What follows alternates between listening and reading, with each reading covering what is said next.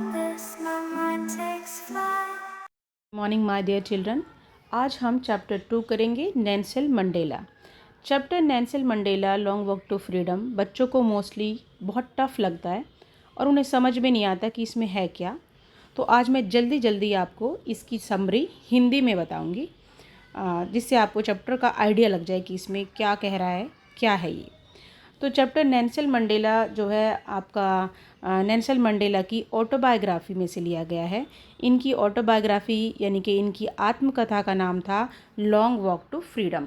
तो long walk to freedom नाम से एक किताब है जो नेल्सन मंडेला ने लिखी है, जो उनकी ऑटोबायोग्राफी है, उसमें से ये चैप्टर लिया गया है। इसमें नेल्सन मंडेला अपने ज़िंदगी की स्ट्रगल्स के, अपने डिफ़िकल्टीज़ के बारे में बताते हैं, किस तरीके से उन्होंने अपने देश की आज़ादी के लिए लड़ाई लड़ी और कैसे उन्होंने एक गवर्नमेंट को उन्होंने अपनी जो है नॉन रेशियल गवर्नमेंट स्थापित करी और वो वहाँ के प्रेसिडेंट बने, फर्स्ट ब्लैक प्रेसिडेंट बने। किस तरीके से उन्होंने अपार्थीड सिस्टम के ख़िलाफ़ जो है रंग भेद की नीति के ख़िलाफ़ लोगों से लड़ाई लड़ी। वहाँ पर वाइट और ब्लैक लोगों के बीच में डिस्क्रिमिनेशन किया जाता था, तो कैसे उन्होंने अपार्थीड सिस्टम मतलब रंग भेद की नीति, जहाँ पर गोरे और काले लोगों में भेदभाव किया जाए, तो उसके ख़िलाफ़ उन्होंने आवाज़ उठाई। तो इसमें स्टार्टिंग में बताते हैं कि नेल्सन मंडेला जो कि साउथ अफ्रीका के लीडर बने और फिर उसके बाद काफ़ी मेहनत के बाद, काफ़ी स्ट्रगल्स के बाद वो जो है वहाँ के प्रेसिडेंट बने। उन्होंने वाइट और ब्लैक लोगों में जो डिस्क्रिमिनेशन होता था उसके ख़िलाफ़ आवाज़ उठाई और फिर उन्होंने जो है इनॉग्रेशन का दिन आता है 10 मई के दिन, जब नेल्सन मंडेला शपथ लेते हैं साउथ अफ्रीका के फर्स्ट ब्लैक प्रेसिडेंट के रूप में। और वो याद करते हैं उन दिनों को जब उन्होंने स्ट्रगल किया और उनके दोस्तों ने आज़ादी के लिए लड़ाई लड़ी। तो हम कह सकते हैं कि वो एक फ्रीडम फाइटर थे और उनके साथ उनके जितने भी दोस्त थे जो आज़ादी के लिए, उनकी आज़ादी के लिए लड़े, वो भी फ्रीडम फाइटर्स थे। जैसे हमारे कंट्री में फ्रीडम फाइटर्स थे गांधी जी और उनके जितने भी लोग थे, ऐसे ही इनके यहाँ पर साउथ अफ्रीका में नेल्सन मंडेला थे, हमारे गांधी जी की तरह ही आप बोल सकते हो।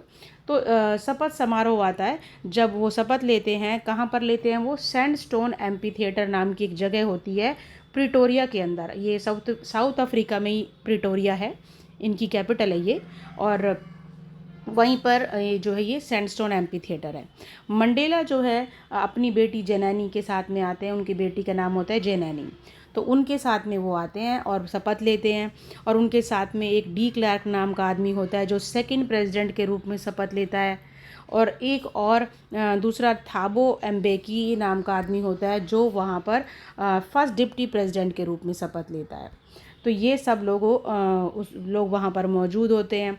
मंडेला जब लोगों को एड्रेस करते हैं, उनके सामने गैदरिंग के सामने बोलते हैं, तब वहाँ पर बहुत सारे इंटरनेशनल गेस्ट भी आए हुए होते हैं। वो उनको थैंक यू बोलते हैं आने के लिए और उनकी जो खुशी में शामिल होने के लिए। वो बताते हैं किस तरीके से उनके देश में जो है जस्टिस, पीस और ह्यूमन डिग्निटी की जो है जीत हुई है और किस तरीके से उनको नई नई आज़ादी मिली है। डिफेंस फोर्सेस वहाँ पर होती हैं जो शो करती हैं, जेट एरोप्लेन्स होते हैं जो शो करते हैं। डिफेंस और पुलिस फोर्स वहाँ पर होती है।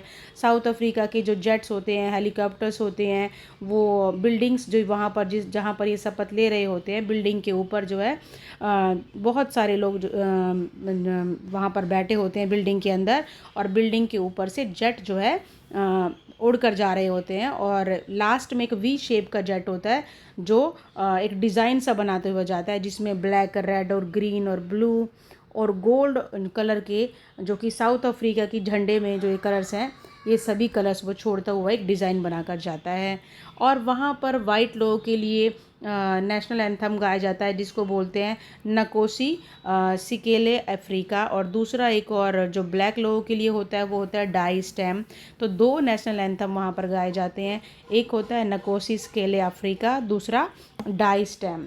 तो ये दो नेशनल एंथम गाए जाते हैं। और नेल्सन मंडेला याद करते हैं पुरानी बातों को, अपने दोस्तों को जिन्होंने बलिदान दिया देश के लिए।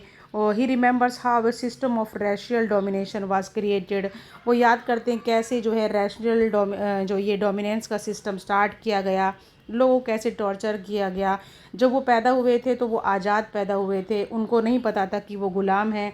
धीरे धीरे उन्हें पता चला कि वो किस तरीके से गुलाम बने, और उनके जो है उनके फ्रीडम फाइटर्स थे जिनके नाम वो याद करते हैं। उनमें से कुछ का नाम है Oliver Tambo, Walter Sisulu, Chief Luthuli, Yusuf डाडो।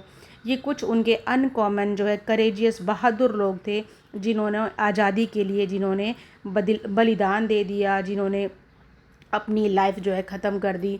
और नेल्सन मंडेला ने भी खुद 30 साल जेल में बिताया, और लेकिन उन्होंने अपनी हिम्मत नहीं हारी, वो लड़ते रहे। और उनकी जो ख़याल हैं उन लव और हेटर्ड के बारे में वो शेयर करते हैं, बताते हैं कि कोई भी इंसान दूसरों से नफ़रत करने के लिए पैदा नहीं होता। कोई भी धर्म ये चीज़ नहीं सिखाता कि हम किस दूसरों से नफ़रत करें। ये हम धीरे धीरे ये नफ़रत जो है हमारे अंदर नेचुरली आती है। एंड हमें क्या करना चाहिए, हमें प्यार करना सीखना चाहिए, लोगों से मोहब्बत से बात करनी चाहिए, और हमें ये सोचना चाहिए कि इक्वालिटी और फ्रीडम ही सबके लिए बेटर है, instead of suppressing others, instead of hating others. And we should not kill anybody, और we should not discriminate among people on the basis of religion and caste. और जो इसके बाद नेल्सन मंडेला जो है कहते हैं कि मेरे 2 ऑब्लिगेशंस हैं, मेरे 2 जो है कर्तव्य हैं। एक कर्तव्य है जो मेरे परिवार के लिए है, और दूसरा कर्तव्य है मेरा जो मेरे देश के लिए है। मेरे परिवार में मेरी फैमिली, मेरे पेरेंट्स, मेरी वाइफ, मेरे बच्चे, इन सब के लिए मेरा कर्तव्य है, और दूसरा कर्तव्य मेरा देश के लिए, और मैं दोनों कर्तव्य अच्छे से निभाऊंगा। कहता है कि आज़ादी की भूख हम सब में होनी चाहिए, हम सब आज़ाद पैदा हुए हैं और हमें आज़ाद रहना चाहिए। Hunger for freedom. मंडेला बताते हैं कि वो पैदा भी जब वो बॉर्न हुए थे तो आज़ाद पैदा हुए थे, और धीरे धीरे उन्होंने एहसास किया कि उनकी आज़ादी जो सिर्फ़ एक भ्रम थी और कुछ भी नहीं था, उनको तो गुलाम बना रखा था लोगों ने। फिर उन्होंने अफ्रीकन नेशनल कांग्रेस ज्वाइन कर ली थी, और उन्होंने फिर अपने देश के लोगों के लिए आज़ादी के लिए उन्होंने स्ट्रगल किया। मंडेला प्रॉमिस करते हैं अपने देश के लोगों से कि मैं जो है हमारे देश में सभी लोगों की जो है डिग्निटी का, सेल्फ रिस्पेक्ट का ध्यान रखूँगा, और किसी के साथ कुछ भी बुरा नहीं होने दूंगा। तो ये चैप्टर जो हमने पढ़ा है ये हमें यही बताता है कि किस तरीके से नेल्सन मंडेला ने स्ट्रगल किया। लॉन्ग वॉक टू फ्रीडम में उन्होंने ये सब लिखा है अपनी आज़ादी के बारे में, अपने स्ट्रगल्स के बारे में।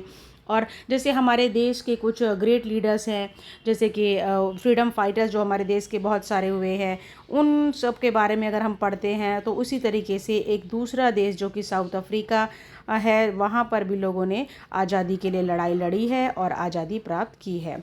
तो this is the chapter which tells us that we all human beings are equal and we should believe in humanity and respect. We should believe in respect of others. We should not harm others. We should not discriminate among people on the basis of caste and religion. तो this is the chapter students. I hope आपको ये chapter समझ में आया होगा।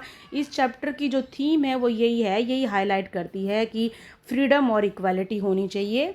And ये chapter अब आपको समझ में आएगा तो आप इसे क्वेश्चन आंसर्स याद कर लेंगे। तो मोस्टली इसमें इसके फ्रीडम फाइटर्स के बारे में एक्सट्रैक्ट आता है चैप्टर में।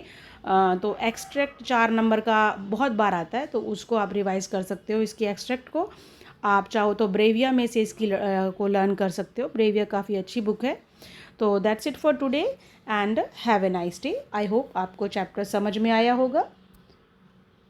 Lost in this cosmic abyss, my mind takes flight.